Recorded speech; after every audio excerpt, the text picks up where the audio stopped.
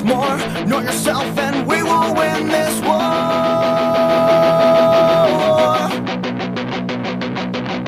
Too many problems, not enough solutions. You're in the equation, but you're nothing but a nuisance.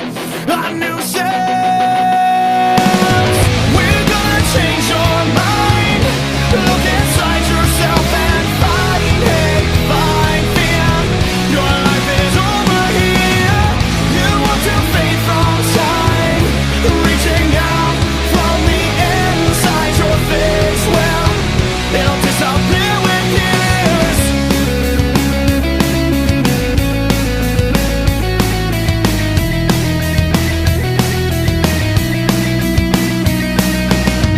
In a dying world, we are so much more than money and clothes and things we can't afford. You must find a way to break down this door, and you'll find yourself in a brighter world. We're gonna change your mind. Look inside yourself and find hate, find fear. Your life is over here. You want to fade from time, reaching out from the inside your face. Well, it'll disappear with years. Wide awake, I dream of a place inside to live. Our situations where I'm relevant. Don't push your problems on me now. I'll push them back till you fall. I'll push them back till you fall. You must find a way to break down this door. Then you'll find yourself in a brighter world. We're gonna change your mind. Look inside yourself and find hate, find fear. Your life is over here. You want to fade from time, reaching out from the inside your face. Well, it'll disappear with years. We're gonna change your mind. Look inside yourself and find hate, find fear. Your life is over here.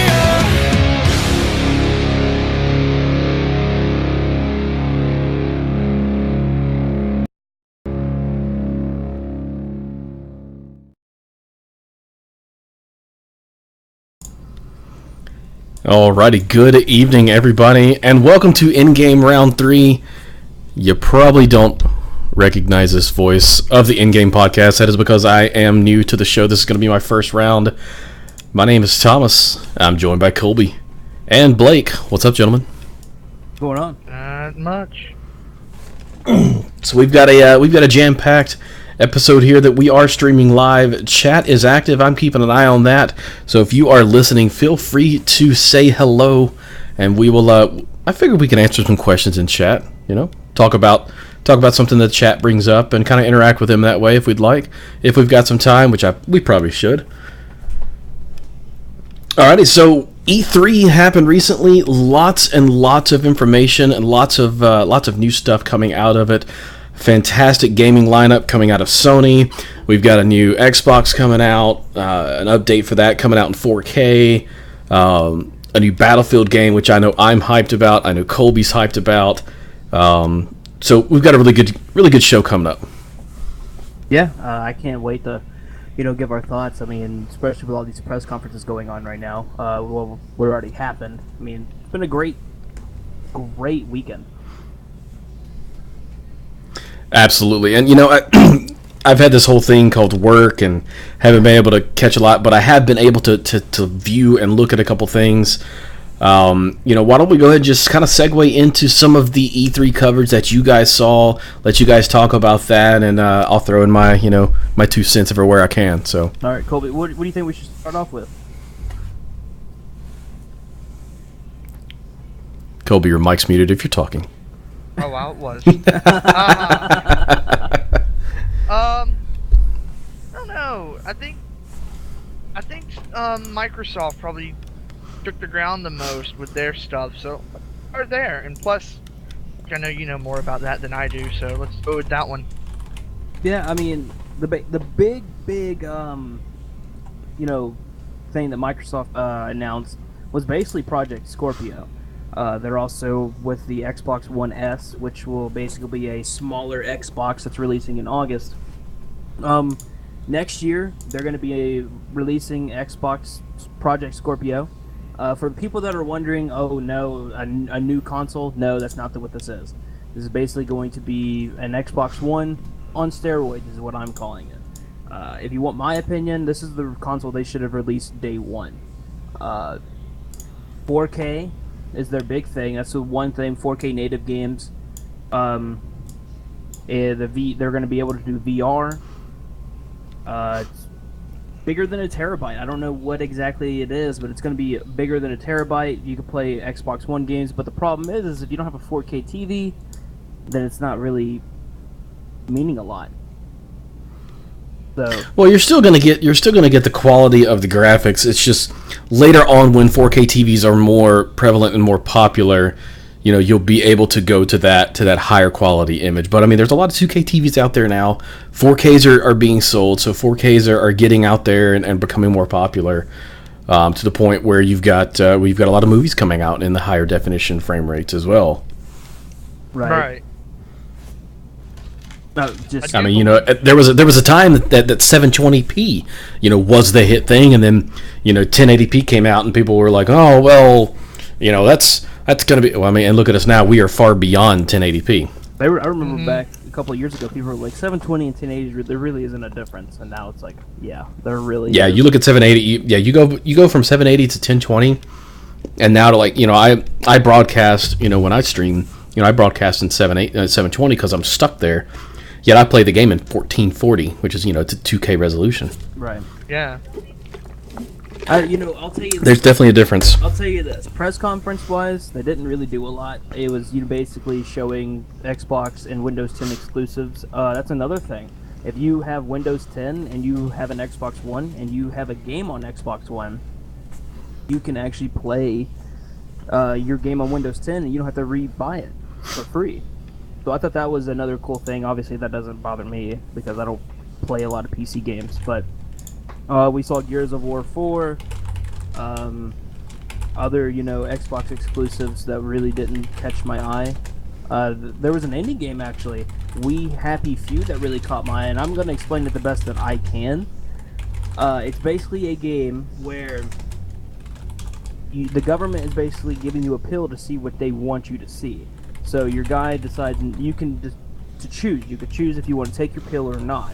If you choose not to, you see everything's coming, back to normal. And you're walking through, and you see to your left someone that didn't take their joy, a government official forcing it down his throat. And as soon as he takes it, he looks up and is like, "Oh hey!" And the government official shuts the blinds. So you go to this little party, and you're still drugged up, so you're still seeing joy and you're seeing stuff that's real. And you see them hitting a piñata. So it's like, oh, okay, this looks cool, and your guy's kind of, nervous about it because he hasn't taken his joy. He's already lied to a couple people. And he takes a whack at the piñata, and as soon as he's taking a whack at it, everything comes to normal, and it's a dead rat. And they start eating the dead rat, thinking it's candy. Wow. And then they realize he's not on his joy. So basically, it's an escape game to get out of where you are. That's pretty intense, especially with the situations going on in the in the real world. How they're kind of tying stuff in and putting you into somewhat of a realistic situation to really to transport your thoughts and your mind into these games, and it's it's pretty phenomenal where they're taking things and where they're taking gaming and where they're taking us basically. Of course. Yeah, I mean, look, I'm not an indie game fan. You can ask Colby this. I'm not, and this really got my attention. In all honesty, this is the game that really caught my attention about the entire Xbox conference. Obviously, they showed, Battlefield 1 because they have that exclusively the whole week early or something like that. If you have EA Access. As a PlayStation owner, that is really saddening me, but yeah, it happens. Yeah, I'll deal with it. Same with this escape game. I forgot what the name of it We was, Happy but Few. yeah, I'd love to play it, but as a PlayStation owner myself as well, I'm gonna have to just watch a playthrough of it, I guess. Yeah, I mean, it also could be a huge bust. That's just, I mean, we've seen games, plenty of games where we see a trailer or we see a little bit of a walkthrough and we're like, oh my goodness, this looks amazing. Great example is this recent Homefront. Good. Oh yeah, there's been I mean, and since the PlayStation 4 and Xbox have all come out, there has been game after game that has been, in my opinion, disappointing and disappointing and disappointing, and just continue. Like, the disappointments continue to come down. Yeah. You know, for example, like you just mentioned, Homefront, incredibly disappointing game. Both of them. And then you can look at the Division. You know, in my mind, that was a bit of a disappointment. I'm it was exciting. You real quick, the Division. I agree, because at first oh my god, the Division is great. I'm gonna be playing this nonstop. As time continues to go, I'm steadily getting to that point where I'm like, this is really disappointing. And we can talk about more of the Division when we talk about the Ubisoft conference. And I'm sorry to interrupt you, but you continue. No, you're good. I can go off on a tirade when it comes to disappointment in games, because I mean, I've been gaming since the 80s. Yeah. You know, and things were, you know, there wasn't all this hype surrounding every single game. Like, everybody's hyping up all these games that are coming out, and then they're released, and you're just like, eh. Exactly. Let me ask you a question. Within the last 3 years, or we'll go with 3 years, since the new consoles have come out, it's been 3 years, right? Since the Xbox One and PS4 has dropped? Yeah, about 3 or 4. Other than... No, it hasn't been 4. It's been 2 to 3, I think. Okay. Other than a remake of a game, can you guys remember a game that has had a lot of hype around it that's been a really good game, and you can actually sit down and say, well, I'm going to go sit down and replay this game because of how good it is? The only game I can think of is the new Uncharted, or like Overwatch. Well, Overwatch is still brand new, so you can't really. Everybody's still feeding off of the newness of Overwatch. You could also say Uncharted 4 is still fairly. It's still too new. Then no. Yeah. I can't think of anything. The only release game that I have played that has kept my attention nonstop, that I do not grow tired of, that I do not grow weary of, would have to be Battlefield 4. Now, before we get into any kind of tirade about that, I know in the beginning of Battlefield 4 there was a lot of issues. Yeah. There was a ton, but still the gameplay was there. It was a very hyped game. Yes, EA has its downfalls.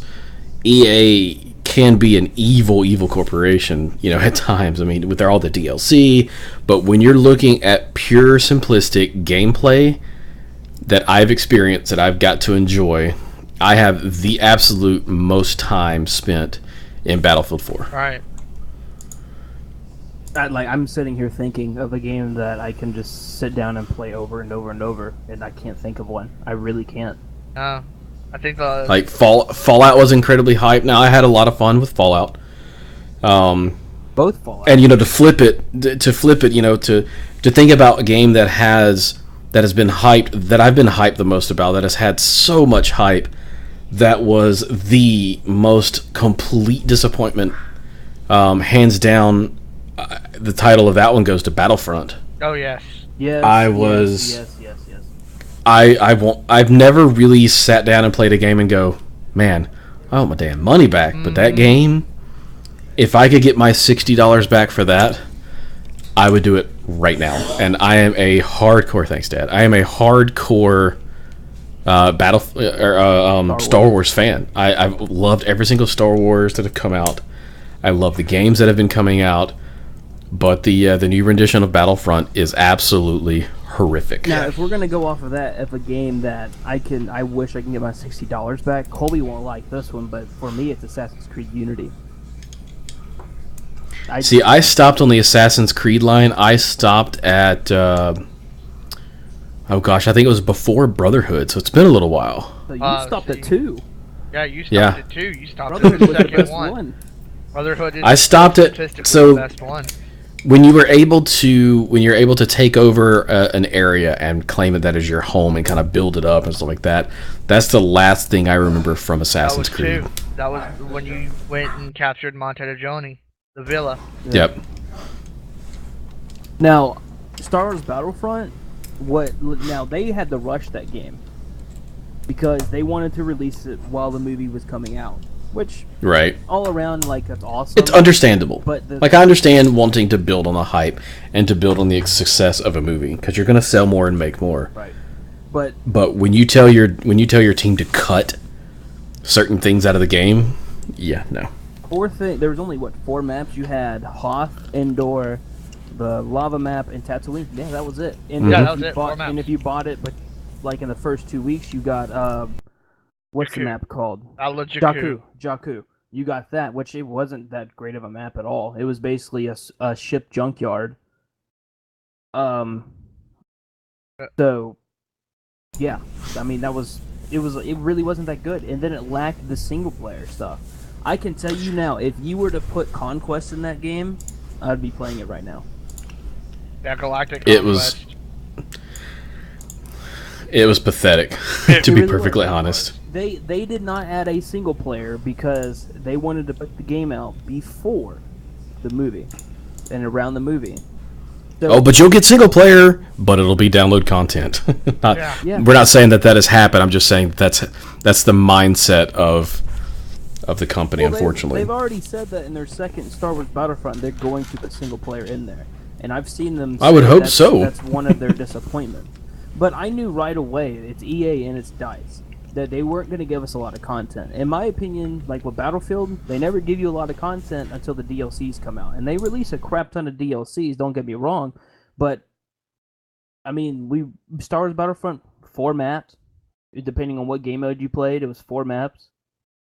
You could only play 6 total heroes, and that would be Luke Skywalker, Princess Leia, Han Solo, Darth Vader, Boba Fett, and Emperor Palpatine. Palpatine. Yeah. So it's And there's no space battles. Yeah, There's all the ceiling.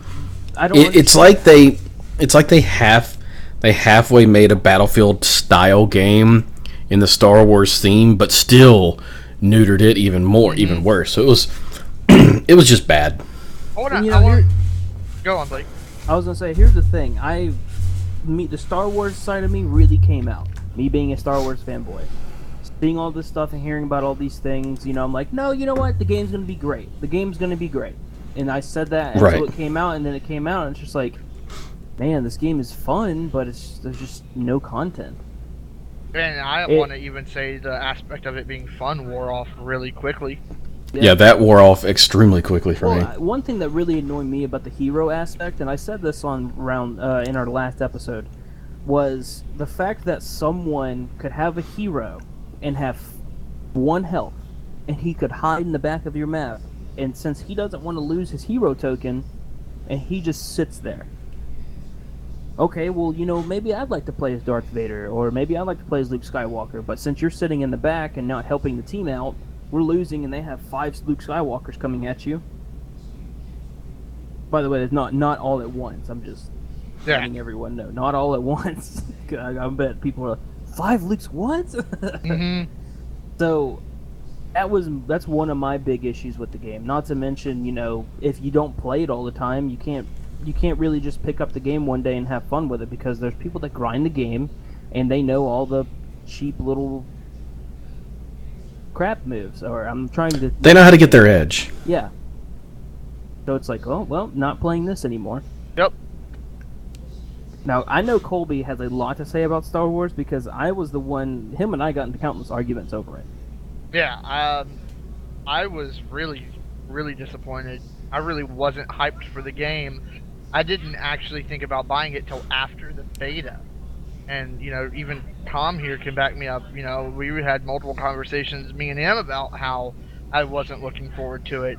It's just that I loved both Battlefront 1 and 2, the old one. And when I saw this, it had not even close to the content that games way older than it had. And I found it very frustrating and disappointing.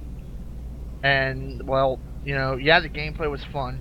Yeah, it was pretty easy to pick up and run with, but it just got boring. It got boring really, really quickly.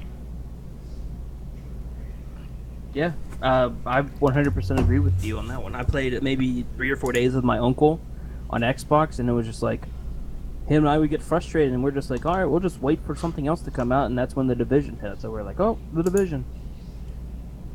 Yeah, I really enjoyed the beginning of the Division, but the Division turned into, it turned into kind of like a mini Destiny or a modern non-sci-fi Destiny for me.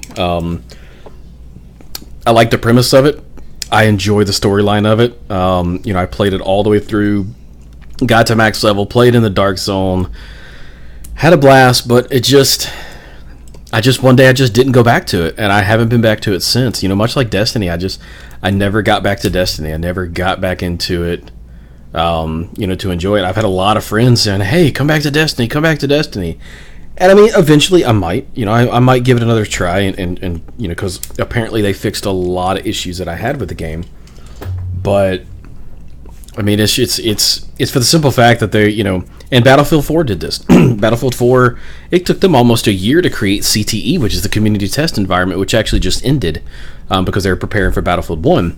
But, the CTE environment, that actually was the best thing that EA could have done for the Battlefield 4 franchise because it gave them so much insight into what the players wanted.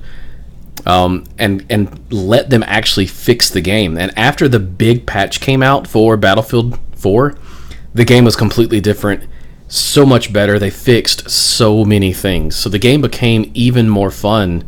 After that, because you didn't have to worry about a lot of the shortcomings and all the issues. Now, did it still have issues? Yes, it did. And that's one problem I have with the gaming industry these days, is that they are okay with putting out unfinished products. Yeah, it's sad because they know they'll get back money. before. Yeah, well, back before the days of 100% 24/7 connectivity, you released a finished product and that was it. Right. Like that's what you released. Like Super Mario came out for Super Nintendo. That's it. You don't plug in your console, to get an update. That's it. That's your finished product. And I feel like these companies are releasing these half-finished games, and people are paying $60, expecting a full game, having to wait months, for things to get fixed and things to get added that should be, completely in the game. So that's one of my biggest gripes about the gaming industry these days, is just our ability to accept uncompleted games. Yeah. Yeah, I'll give credit to one company, Rocksteady, though. Even though their Batman game was awful on PC, they pushed that game back 5 or 6 times, and that game was amazing. Yeah, the newest Batman, it was very good. I never have really played that style. I did in the earlier days of gaming because we didn't have things like Battlefield, and I mean, I remember back pre-Battlefield 1942, Colby, we talked about this, when you had the game called World War II Online. When that came out, that was huge. I was playing, I had a compact Presario 2200 with the Cyrix 450 megahertz processor. And 56K, modem. So that was a finished game that was released, and it was like the first kind of MMO that I was like, that's kind of interesting, and played it for a while, and then 1942 came out, and it was game over. And I mean that kind of dates me, but it just shows that the evolution of games up until now, like, you used to not have a lot of hype. And I blame the internet, I blame Reddit, I blame other sources to build all this hype. We used to not have all the in-depth hype. All you had to give was a trailer, and if you liked the trailer, you were hyped for it. Right, and then you were like, okay, well, I'm gonna go rent this game and see if I like it first for console. And with computers, you had to rely on message boards and basic internet articles with pictures, because you didn't have tons of embedded videos, because that would take hours to load on 56K. You just had images, and discussions about it. Yeah. Times have changed. Yeah, they really have. Look, Call of Duty is already doing something better than Star Wars Battlefront. They have space warfare there. Like, what? I just Call of Duty. When I see the new Call of Duty, all I can think of is Battlefield meets Call of Duty meets Halo meets Titanfall. And and the bad thing about the new Call of Duty, and the good thing, it's bad and good, is that they're releasing it with the remake of Call of Duty 4. Yeah. That to me is amazing. I loved Call of Duty 4, That's Call of Duty. which was Modern Warfare 1, Right. if I'm not mistaken. Yes. So they released Modern Warfare 1, and that was one of the most fun online games that I've played. I met a lot of friends through it on the Xbox 360. I had an absolute, or was it 360? Or did I play it on PC? I can't remember which console I played it on. I think I played it on the 360. I'm pretty sure I did. Anyway, it was a blast, an absolute phenomenal blast to play. It was one of my first times getting back into shooter games on the console. So for them to be re-releasing it, but you have to buy another game to get the game.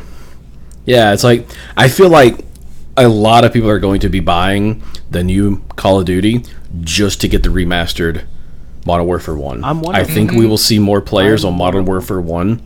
I will too. I've already pre-ordered it because I want Modern Warfare 1. And it's sad that I've decided to do that, and I'm okay with spending that much money just to get that game, because that just influences them to do it more. But I want the game. Yeah, I mean, but here's the thing. Activision got asked, how would you feel if your game, if Infinite Warfare or if Call of Duty 4 is played more than Infinite Warfare? And they straight up said, it doesn't matter to us as long as they're playing Call of Duty. So what does that tell Infinity Ward? In my opinion, that's like, well, we know that this game's probably not going to be great, so. But we're releasing Modern Warfare 1, and people are going to love that, so we're good. Yeah. Now, part of me, I have two thoughts on this one, two sides of it. The first side of their statement that at least they'll be playing Modern Warfare, I mean, that's a good thing. They're still playing the Call of Duty lineage. They're still paying and being in there, so they're still keeping their customers by doing that. But on the other side, it's like, come on, guys, just re-release Modern Warfare 1 and don't make us buy a different, don't make us buy the game plus this just to get that. Well, speaking of that, just imagine who puts the prices or who came up with this. There's someone's like, let's just re-release COD 4 and then we'll go from there. There was that one person who's like, let's put it all in one, and the only way to get it is if you pay $70 for it or $80 for it. Right. Instead of just buying Infinite Warfare and then COD 4 is with it. No, let's put $80 on it, and that's the only way you can get it. Yep. I'm sorry, whoever did that is a marketing genius. They are. It is definitely a very, it's kind of, I don't know, very shady, but at the same time, it's a genius app. Well, for me, that's $20 more that I really shouldn't be putting on a game. But you're going to anyway because COD 4. Now, I said this on the first episode of Endgame. Will I play Infinite Warfare? Probably. I mean, I bought the game. I'm going to give it a shot. I'm not going to just get it and not play it. There's no point.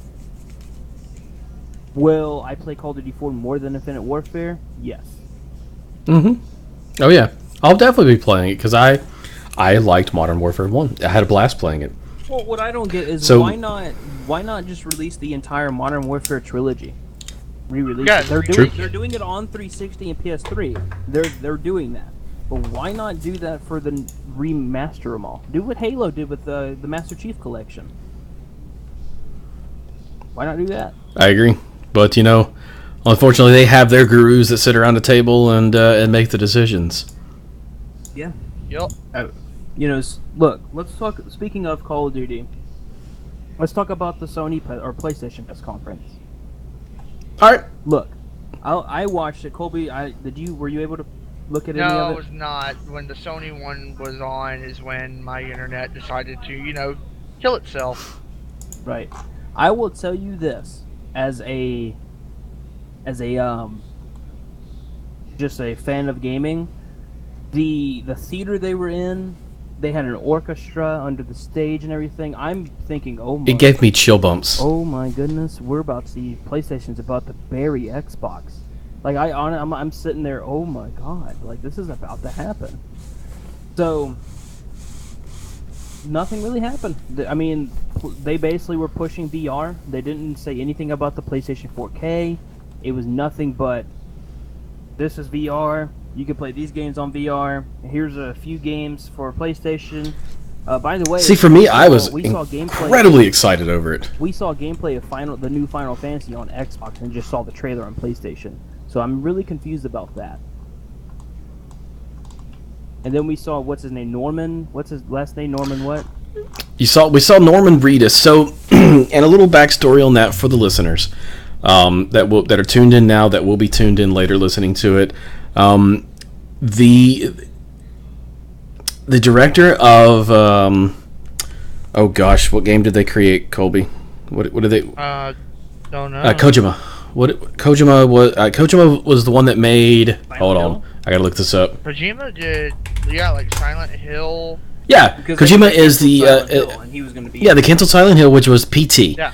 I still have PT on my PS4, and that's one of the reasons I refuse to upgrade my computer or my hard drive right now. Is I don't want to lose PT, not before October, because I want to do a special October stream of that. But so when that got canceled, that devastated a lot of people. So to see, because they had Norman Reedus in that as well. At the end of the game, as it's popping up a couple things, you actually see Norman Reedus at the end. So for him to be popping up again, attached to Kojima, it's pretty freaking epic. So that part, and there's a lot of confusion. There's a lot of speculation going on, that is surrounding Death Stranding. Like, and he was naked. What happened?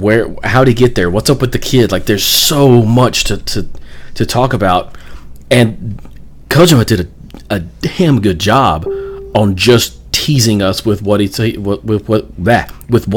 us with, because he knows the fans are out there. He knows we are thirsting for something from him. But since the cancel of PT, so to throw a Norman Reedus out there with a baby in that situation, it's just making our heads go because we want to know. So, I mean, the internet is just churning out just speculation after speculation. I mean, we know it's going to be Silent Hill horror, some style from that, but we just have no clue where it's going to go, because that's all it was, just Norman with a baby, and he's naked and he's just laying there.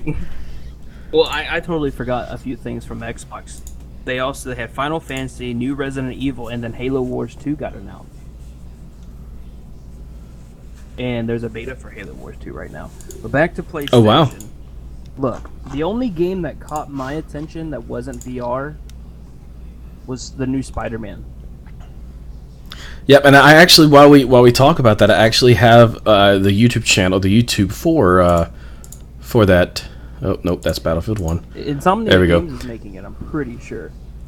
Yeah, so I've got that playing in the background so you guys can see. We'll talk about it. It's coming out exclusively on PlayStation from what I'm reading. And so, kind of starts off, it's giving us a skyline view. It's flashing out. Yep, Insomniac Games is the one that's bringing it. And I know Peter Parker's kind of talking right now during this, because I watched it right before the show. I mean, the graphics look great. Mm-hmm. I've never been much of a Spider-Man game fan. I love Spider-Man, of course, the comic book, but I've really never been able to play too terribly many action hero video games. I really couldn't get into them myself either. Look, we obviously the viewers are just saying it. What do you think of the suit? I like the suit. I think it's cool. The suit is awesome. I like the back part of the suit. Yeah, a white spider. When I first saw it, I was kind of like, but it's growing on me. The more and more I watch this, it's really growing on me. Like and even the underside of his foot, the sole of his foot has white in it too. Yeah, it seems like they went for the movie costume and something of their own, especially with the eyes. Yeah. Like, the movie costume, I think, is the best suit they've had because it reminds me of the old cartoons and the old games on, like, the Nintendo 64. I just hope they don't destroy it for a copyright. I hope, because I don't know. I don't know. Well, no sound was just played, so. And even though I've got a backup that's saving to the hard drive, we're good. We're good. This is not my first rodeo. Well, look, the last good Spider-Man game, in my opinion, was Spider-Man 2. When the first time you were able to actually roam New York City, it was off the movies. I honestly and truthfully think that's the last great Spider-Man game. Both Amazing Spider-Mans were like, eh. So, I don't know. I don't know if you guys play Spider-Man or not, but that got me excited. I'm definitely going to pick it up and try it. Definitely now that we've got the podcast going, I'm a Twitch streamer. Mm-hmm. I try to play everything that comes out now. Right. I mean, now that I can afford it. Before, Spider-Man was my favorite superhero. He's my favorite Marvel hero, but Sony has really destroyed him movie-wise. I mean, both Amazing Spider-Mans were awful. Spider-Man 1 was okay, Spider-Man 2 was good, and then Spider-Man 3 was such a disappointment because I don't understand. You're going to put Venom in a movie, Spider-Man's big enemy, and he's only going to be in it for like 15 minutes. Right. What? So, look, in my opinion, Tobey Maguire was a better Peter Parker than Andrew Garfield, but Andrew Garfield was a better Spider-Man than Tobey Maguire. Right. But I think the new guy, I forgot what his name is, but the new guy from this Avengers movie, and he's getting his own movie next year, is absolutely amazing. I think he did a very good job playing. Peter Parker. I giggled and cackled the entire time, during the movie. I mean, this isn't a spoiler, and I'm sorry to interrupt you again.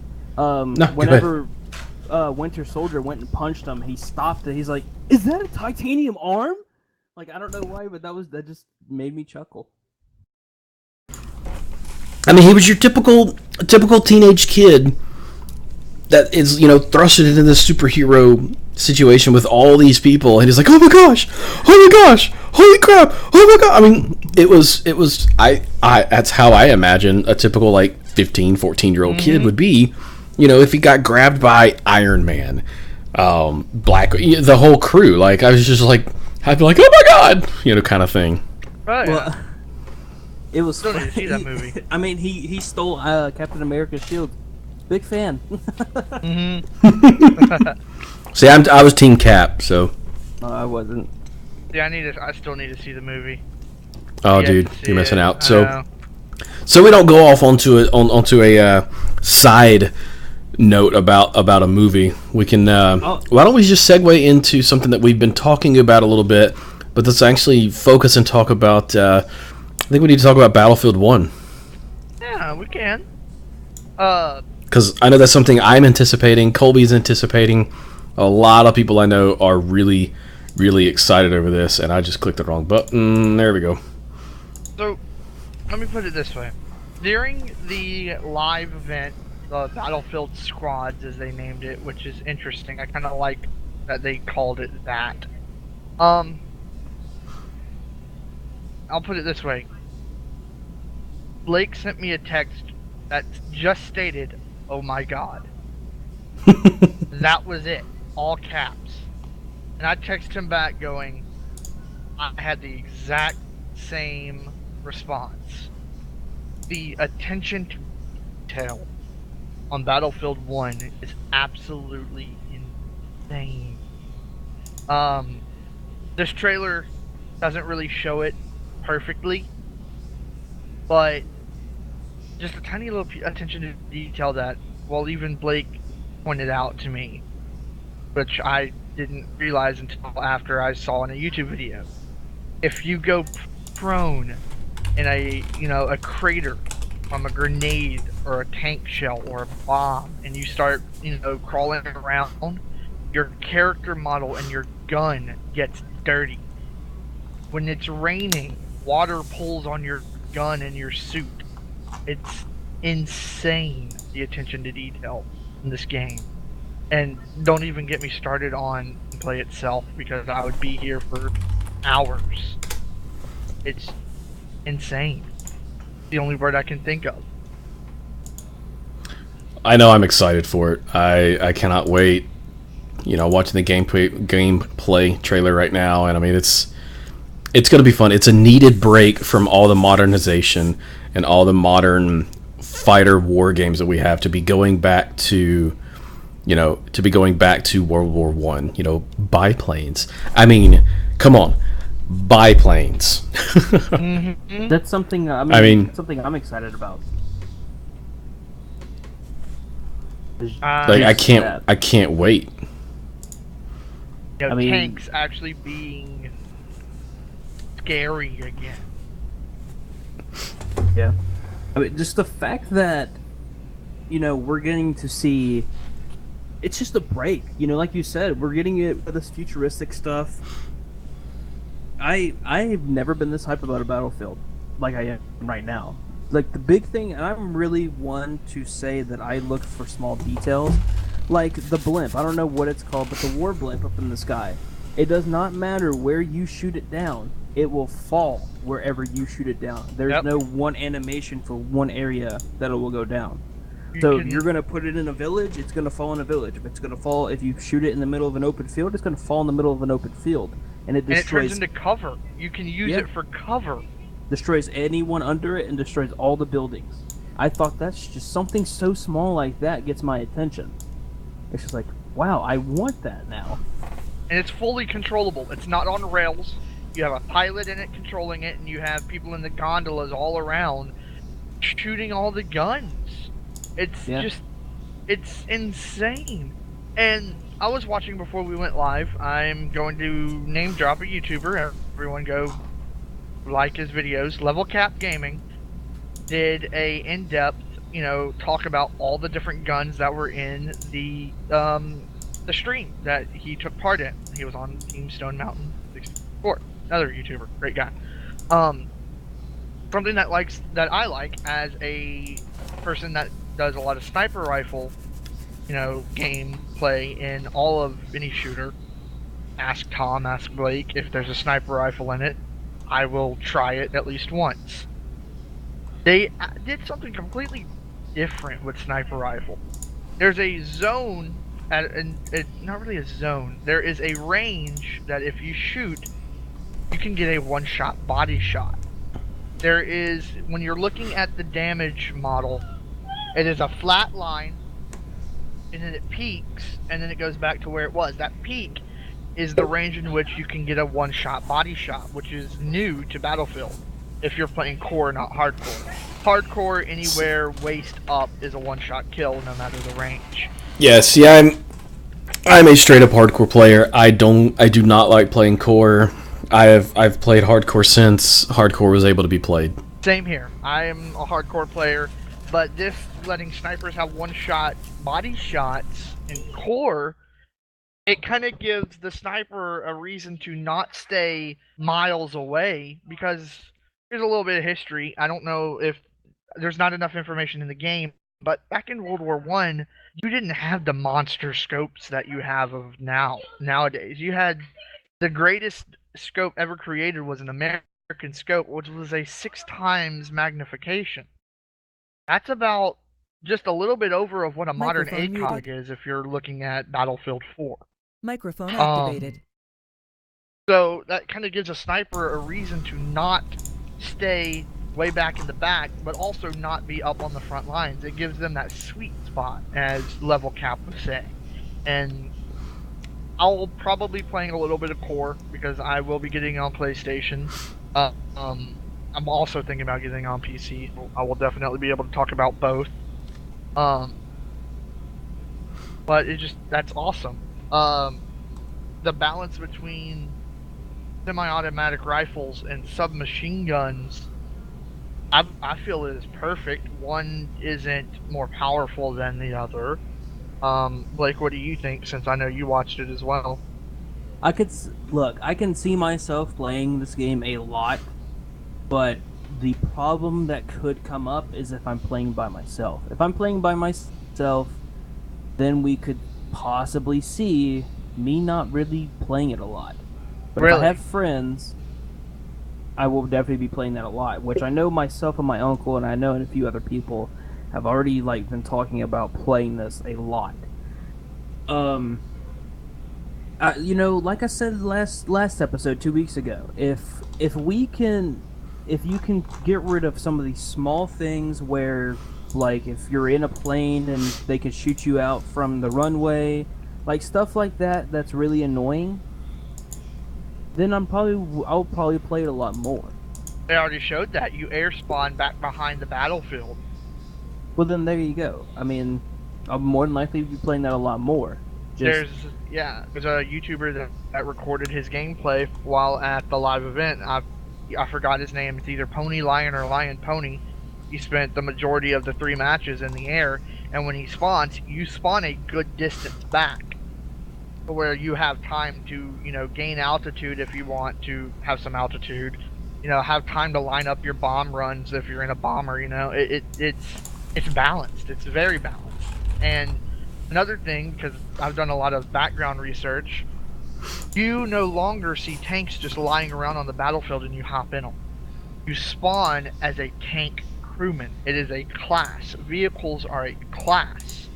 So when you get out of your tank, don't expect to have a machine gun. You only have a pistol. Just like tank crewmen back in World War I. A pilot, if you have to bail out, only the pilot class has a parachute. This is about what I was reading.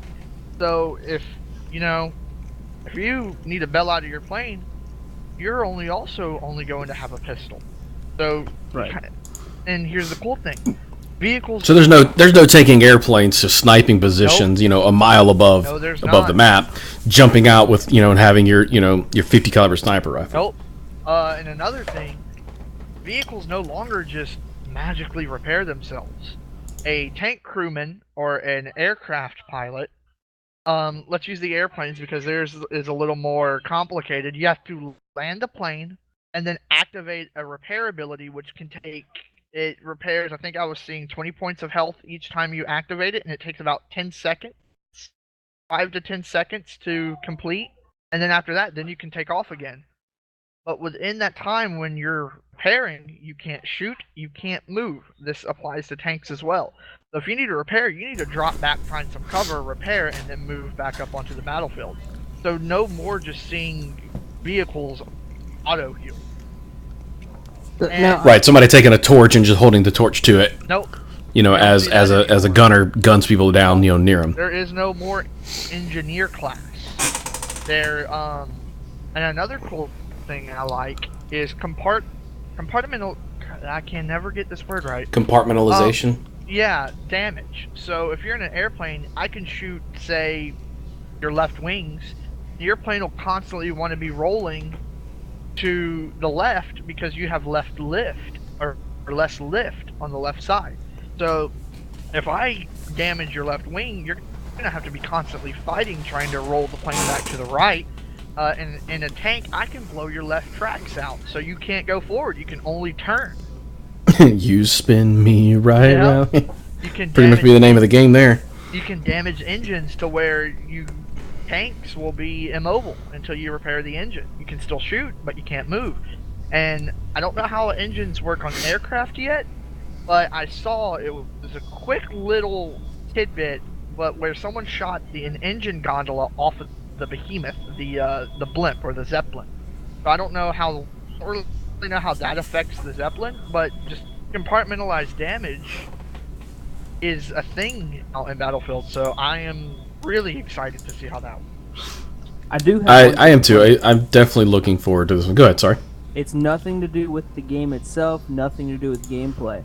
We have a live stream and they have about 30 people playing around that, not a little bit less. No, why in 64 the world? people. Okay, 64. Okay, why in the world are we seeing Zac Efron, Terry Crews, Snoop Dogg playing this game?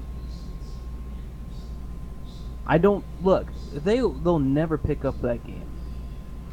It's for publicity.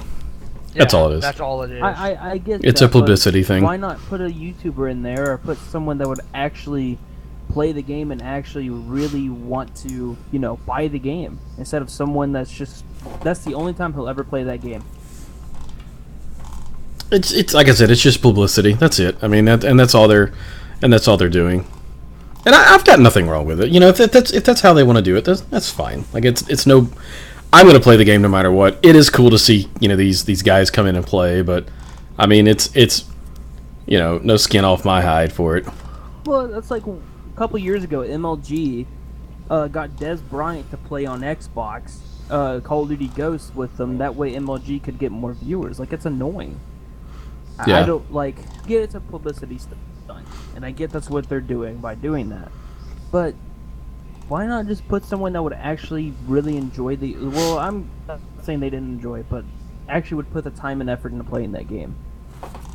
Someone that could put a YouTube video out there that could possibly give them a break. Just me. Would calm on this one. It's definitely for publicity. You see famous people playing it, so you're like, ooh, it raises. I mean, that's exact. It's the same reason that they put famous people in in commercials and stuff like that. It's just all for brand recognition. I mean, it's no big deal. It's just a little thought in my head that's like, No thoughts are allowed. But hey, you know what? Let's move away from E3. Yeah, I think the last thing we've got to talk about is going to be my favorite subject. It's my favorite game that I've currently been playing. A lot. Now, before we start, is there anything else you guys want to talk, or we want to go ahead and just segue into this one? After Overwatch, we have to do Ubisoft. Yeah, we need. That's right. That's right. All right, so I'm going to bring up the Overwatch screen here. It's got all the heroes. Overwatch is a game that's been released by Blizzard. Released a couple weeks ago, has been ultimately popular. A lot of things are happening with it. We've got a patch coming down the road to kind of equalize a couple things that are going on. You've got, it's got multiple different classes in it. You've got support, you've got heals, you've got tanks, you've got assault, or you got offense, you've got defense. So you've got so many different ways to play this game, so many different ways to stack and build your team that, there's all kinds of different options, to go with. So it's been a lot of fun for me. I've had a blast with it. I've got a lot of friends that I play with it. I stream the crap out of it, on my Twitch stream. It has been number 2 and number 3 in Twitch, in the game listing. So I mean, it's up there. You've got a lot of big people playing it, like Lyric and other big streamers as well. But as far as gameplay, like I really enjoy the gameplay. It's really fast paced. It's medium fast paced. It depends on what kind of character you've got. You've got your sniper that can sit in the back and snipe, and you've got your front assault guys. You've got your you have guys that their job is to go behind the lines and disrupt, which is one of my favorite because I do enjoy trolling. So I really enjoy getting the Reaper class and going behind enemy lines and just wreaking havoc and making the team start focusing on me so my team can push forward. So there's a lot of tactics, a lot of teamwork involved in it. And we're going to see a competitive side come out here soon towards the end of June. And I think competitive Overwatch is coming. Actually, I know competitive Overwatch is coming. We're going to see tournaments. I feel like it's going to be as popular as like League of Legends is on the tournament scene. And I mean, that is something that I am greatly looking forward to as far as playing and shoutcasting it. Esports organizations are like, before the game came out, they were getting teams for this. They already foaming at the mouth. Overwatch could possibly take over the shooters in esports. As of right now, shooter-wise, and I'm going to be talking consoles. I'm looking at console shooters. For PC shooters, Counter-Strike is ruling it. I mean, they're on TV, on TBS every Friday. Consoles, as of right now, Call of Duty's leading everything. But if they focus Overwatch on console, Overwatch can take over. But if they do it on PC, there's a very good chance it's going to be competing up with Counter-Strike. I think we're going to see both sides of it. I think we are going to see competitive console plays. and we're also going to see competitive PC as well. You know, and it's going to be huge. I cannot wait. I'm already personally talking with some promoters on trying to get in as a shoutcaster. You know, and I'm going to compete too. I'm putting together a team. I want to compete and want to get going on that. But it's going to be a lot of fun because there is so much teamwork aspect to it. I mean, you've got your Reinhardt, which is your main tank, and he can throw up a shield that has, you know, hit points to it, and it'll slowly degrade. But I mean, that can be a push. Like, all you've got to do is, you know, hit that and then push forward, and you know, you've got a point. Now, I have yet to find anything wrong with the game. I absolutely love it. I look forward to actually playing against my friends. So I can't wait for the competitive side to come out, so that way, you know, a group of 10 of us or 12 of us can load up and play against each other. That's going to be a lot of fun too. I look forward to that.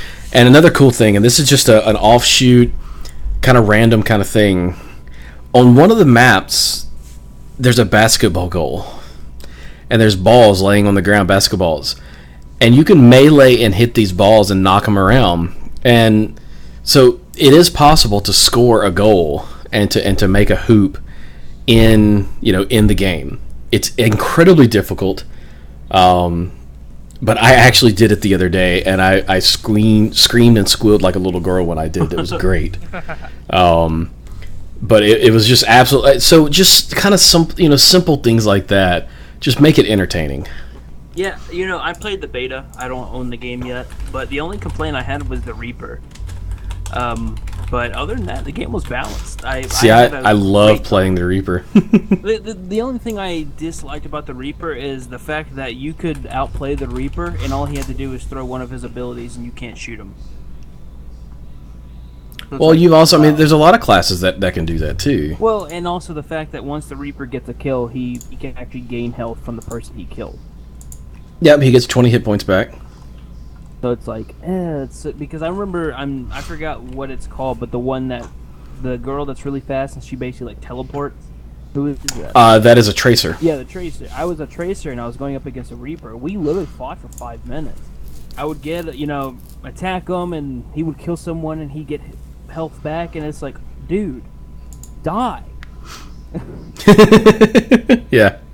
So yeah, and I mean, it just takes, because the Reaper does not have a lot of hit points. You can take him down pretty easily, but you let a Reaper get behind you, and the biggest thing about a Reaper is he can teleport himself behind you. So if you're not paying attention and you're the attacking team, you know, you're going to have a Reaper show up behind you. He may only kill one of your teammates, but he's going to turn your focus, even just for a split second. If half of the remaining team turns around and focuses on him, and the rest of his 5 teammates push in through a point, that can turn the tide of a game. His super is amazing too. There was one game during the beta where it's the 2 objectives where you have to get in the objective, and then it's a defending and attacking, and then once they're in that for a certain amount of time, you're basically in their base, you know. Well, yeah. I was playing defense, and they had like 6 people in there, and I jumped in and used my special, and I killed all 6 of them. Like, that's how crazy it's amazing. Super is. Now it's a little more difficult now after the beta, because you do have such a low hit points. You can't just run in there and just go die, because you can get killed and you can go die, and you're dead. Yeah. So you have to make sure that, you know, you're not just running in there and hitting your super, you know, try and go easy mode. You actually have to sneak behind them and then activate it. That way, by the time they've turned around, they're dead. Yeah, I used the Reaper and the Tracer a lot during the beta. I didn't use this like the Super Soldier, or I don't remember what he's called, Soldier something. I didn't use him. Soldier 76, and I found my YouTube link. That's the basketball goal that you guys might get a giggle out of. I'm not gonna put it on stream because I'm not gonna advertise my own stream, but it's you can go ahead and advertise your stream. Yeah, go ahead.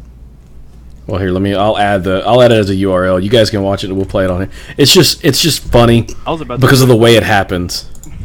Let's see here. I'm gonna send you a link as well. It's when we get to the Ubisoft thing. There's a game that Ubisoft has done. I'm not gonna get into it now. But it's like a complete curveball from what they normally do, and I got some gameplay I want you to put up. All right. right, so I'm going to load it up here on the stream. Here we go. Recant.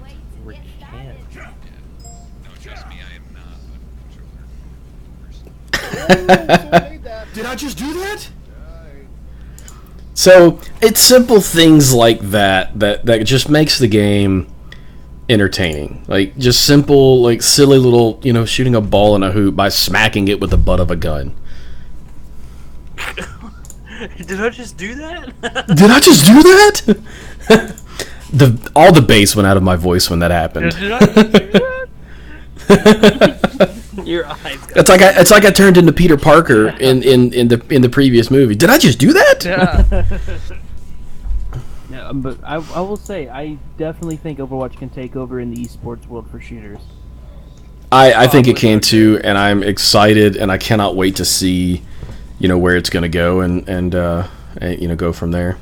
Yeah, but the question is will it? And Blizzard's behind it, and Blizzard I think has 2 games already on top, that are major esports. Blizzard has titles. a very, very good history of esports. Mm-hmm. So we could see something crazy from that. I think I might be getting this game probably tonight. What, Overwatch? Yeah. I've been Dude, it's worth it, debating man. and I've got the money. It's just Now, are you going to get it on PC or no, PS4? PC. All right, good, because we wouldn't be able to play if you got it No. on. Because I don't have it on PS4 yet. Yeah. Well, should we move on or? Yeah, I think we can move on. we can I think we're good to move move to Ubisoft. All right. Ubisoft. The greatest thing I saw from Ubisoft press conference Oh, I was hit the wrong button. Ghost Recon Wildlands. Before we get into that, I want to get into this game that I recently kind of started drooling over because it's a game that I've been wanting to see, but I've never seen it done well. I think this game will be awesome. It's called Steep. And, Tom, you want to put up the video? Yep, it's already up. It is well, take a look for yourself. It's extreme sports, but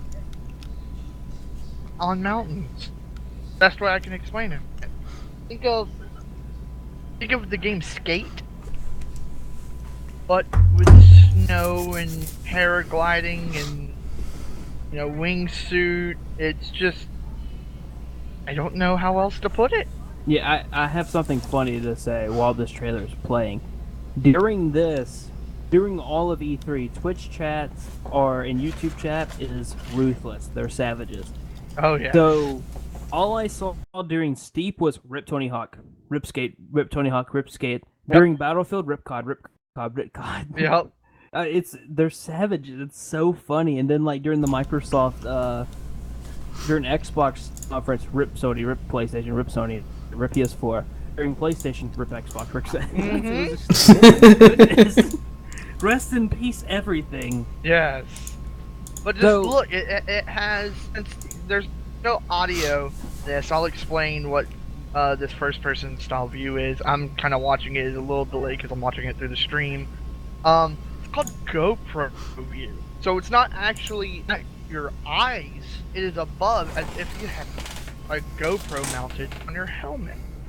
It's as if you're watching a video in real life that's through a GoPro's perspective. So I think that's an interesting little way of doing a first person, shifting it up some. But it takes place in the Alps, so it's using the real mountains. I'm not going to even attempt to pronounce them because, well, I don't speak French or whatever other languages those are. But it's completely open world. So you can ski, snowboard, parasail, and wingsuit. It's awesome.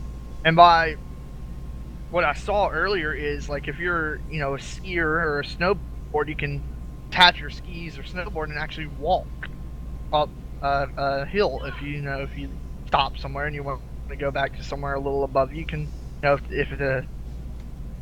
the mountain isn't too steep, you can walk back up. But just what really grabbed my attention was just the physics of the of the wingsuiting.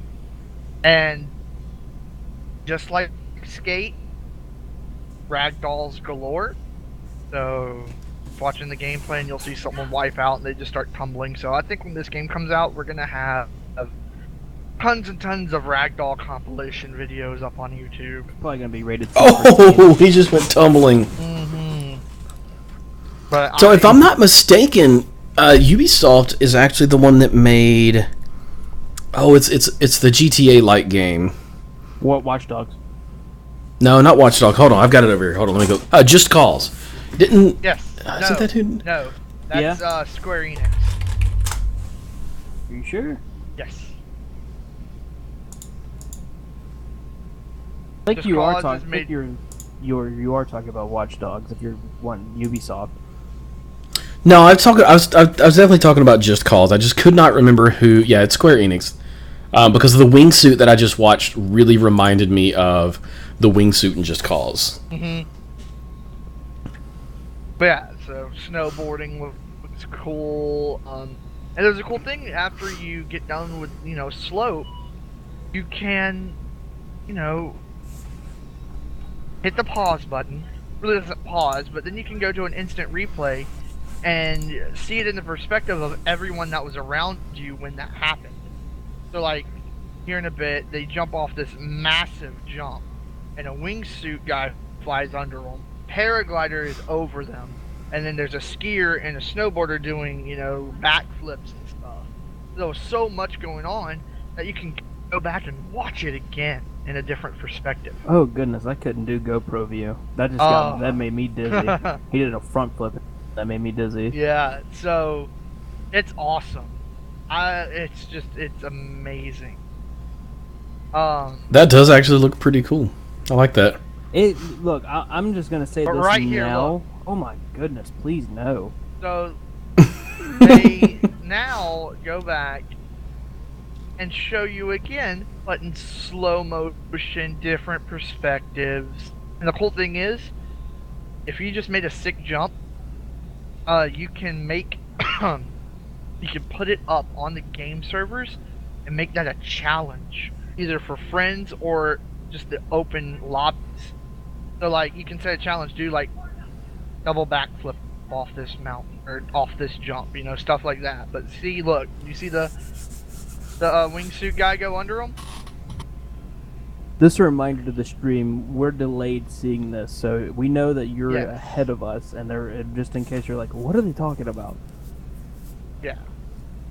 Well, now I'm watching it through the stream, so I'm commentating by what I see on the stream. So yeah, it'll be delayed, but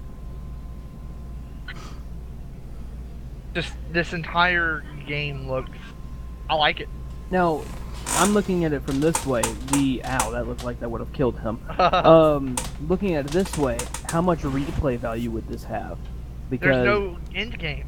It's literally, there's no goal. You literally just do not whatever replay, you but want. like, how many times would you play this? Because if you were to ask me, I would probably only play it for a couple days, and then I probably wouldn't touch it again. I don't know. It all depends on if this is your style of game. This is this is the kind of game that when you're done shooting stuff, you want to chill, you grab this game and just have fun. And because it's constantly open world, or not constantly open world, it's online, like all of those other people are actual players. It's amazing. And I love the GoPro view. I just find it awesome. Well, yeah, I mean, you and I are frequently in GTA, in first person doing everything. And you think this is disorienting and nauseating? Oh, GTA in first person. You got to be in one of my cars with me. And just jump off and do some flips, and you land. And you're like, all right, which way we facing? Where are we Where at? are we exactly? There was one point a guy on skis and GoPros going through trees. No, I would never do that. No. I'm good, thank you. I'll stay in the where the kids are at the beginner class. But no, I wouldn't say hyped for this game, but this one is definitely Something you're on looking my forward radar. to. Yeah, I'm definitely going to be one of those. I signed up for the beta. I did it on PC because I'm on PC PC more, just to see how graphically intense. I'm mainly using this to test to see how well my computer is. But Well, hopefully, I don't know. I think I would get that game. I would get Steep on PS4, to be perfectly if honest. I buy it, I will. But I wanted to see what Yeah. it's like on PC, because I can already visualize what it's like on console. Right stick is your camera focus, and left stick is your movement. I just wanted to see how they did it on PC. I just want to see how they were able to, because it is going to be on all systems. Now, imagine this in VR. Don't know I'm if it's good. gonna have VR support, I'm but good. yeah, I'm good. You're good. I'm good. See, I'm the one that would throw this on. If it was VR, I would throw. And by the way, I am getting the VR headset for the PlayStation. Nice. That's going to happen. Which one though? But- Because there's tons.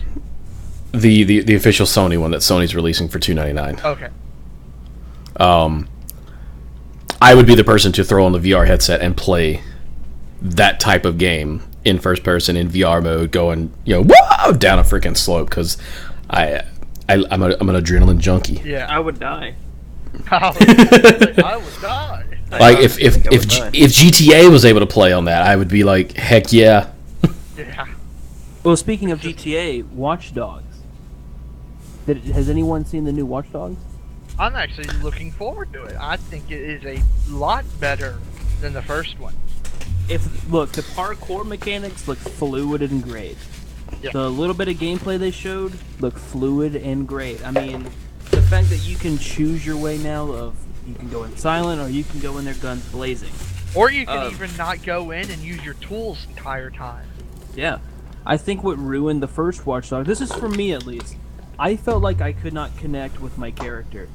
And it seemed like when you were going on with the story and you were progressing in it, it was at times where I'm just sitting there like, what am I doing? Why am I doing this? I don't understand why I'm doing this and why this is a part of the story. See, I liked Aiden. I loved Aiden Pierce. I liked his character. It's one of those games where if you don't play all the way through, yeah, you lose kind of touch with the character. So, but I'm normally one of those that if I play a game, I'll play it straight until it's over. I did that. Huh, I don't know then. I don't know. I'm one of those weird few that I will get connected to a character. I will say this: you are one of the few that I've heard that was able to connect with them. I mean, I need to find who killed my niece.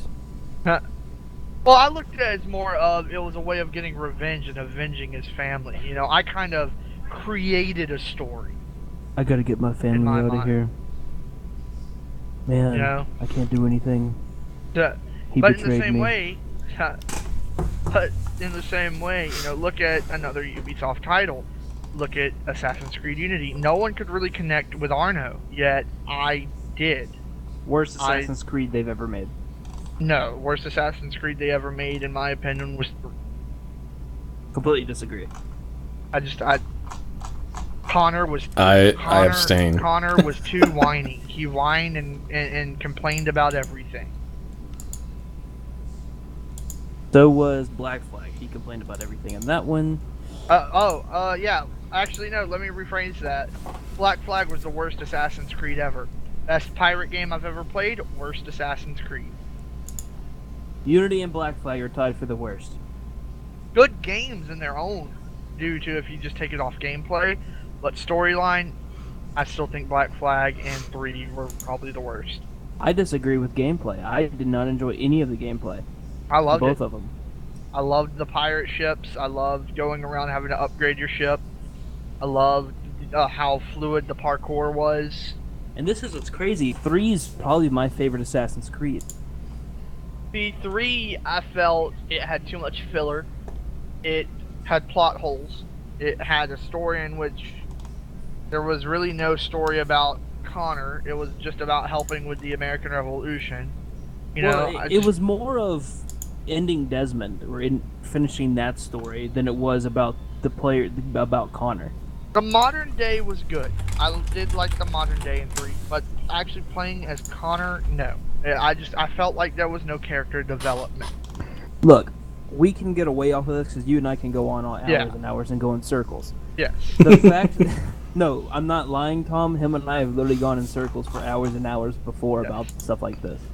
See, I just if we start doing that, I just shoot him, So, and we go into this like an hour of shooting each other in GTA, and then we're all good. Yep. so the fact that there's no Assassin's Creed this year is great for the game itself, and it's good that they're realizing, okay, look, we're having a new engine instead of just putting out a game that's going to be testing this engine like Unity was. Let's put it out there where we know it's going to be good. Yep. And these are just theories and really no official leaks yet. It might be set in ancient Egypt. I'm okay with. I mean, it gets away from Paris. It gets away from like all the urbanized areas, and it gets away from the United States. It gets away from that area. Put it somewhere else where we haven't seen it. I like it. Well, actually, the time period it takes place, like I said, ancient Egypt. It's actually before the assassins were called assassins. Rumor has it that this is going to be how the assassins were created. That'd be An nice to actual see. origin story. That'd be nice to see. Yeah. You know, But- you use a lot of club and bludgeoning weapons instead of blades. You don't run around with a hood and cloak. You literally run around in period stuff, clothing. Well, I mean, like I said, the fact that they're pushing Assassin's, not pushing, but they're just not going to release one this year is good. Now, releasing Watch Dogs 2, and I'm sorry if you guys heard that, No, you're good. was... Hang on a second. But yeah, so Okay, Go so on. Watch Dogs 2, it looks cool. I could see it being really good, but the question is will it be really good? Because we've already seen Watch Dogs 1 get a very, very bad rep for it. Now, look, the only thing Ubisoft really had was Ghost Recon. There was a full gameplay on it. You guys can look that up, because that's another like 15 minutes. The Division, they showed their new DLC coming out later this month. Not excited about it. It's basically what they've been doing in updates. They're adding new weapons like the Bison or the PP90, new shotgun, and it's basically all underground. Did not see anything new in the Dark Zone. So, before Tom wraps this up, be sure to hit that like button if you're enjoying what you're listening to. Hit that subscribe button. That way you never miss a show. We go live every single Mondays. If you're a wrestling fan, we go live Mondays with the Monday Night Raw review. We are also, well, who knows, we might go live with Wednesdays, depending on what Colby and Todd would like to do with Endgame. Thursdays, tomorrow, next big thing, we cover everything WWE NXT. Saturdays is the Keeping It Real with Blake and Kyle. We give everything that we think is going on in the wrestling world. This Sunday, Money in the Bank. We'll have two shows, the prediction show and the results. Join me, Kyle, and Andrew for that. So, Tom, if you're wanting to sign us off, take it away. Alrighty, guys, thank you so much.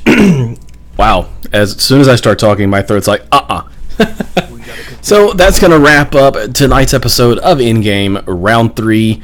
My name's Tom. We've got Colby, and we've got Blake. Hope you guys have enjoyed the show. Like Blake said, if you like it, hit the subscribe button, so that way you can catch all the different episodes. And these guys, or Blake will talk to you guys soon. I'll see you guys next Wednesday. Words are hard. and I will also catch everyone Wednesday.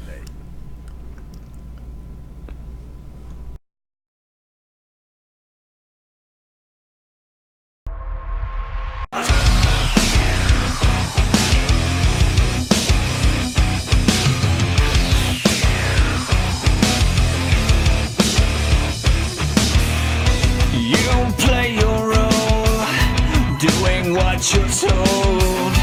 Daddy shining star doesn't get too far. We take and break who we are, fading who we were. We're so far